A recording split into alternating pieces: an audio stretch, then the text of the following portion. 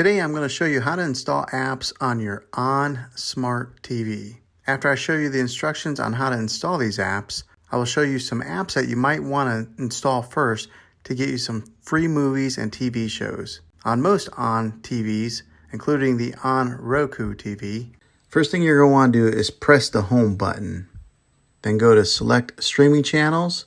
They call them channels, but they really are just apps. Search for the channel you want to install, for example, one like Hulu or Disney Plus. Then select channel and then add channel. Now here are a few apps I think you should check out. The first one is Locast. This is for those of you that want to get local channels on your TV and you don't want to set up an antenna. This would be the one to check out. 3 other free and legal apps that are worth checking out are Xumo, Tubi TV, and Pluto TV.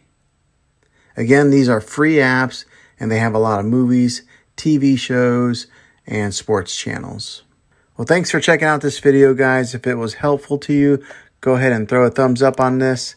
Go ahead and subscribe to my channel. I make tech videos all the time and I'd love to have you back in the next one. Take care.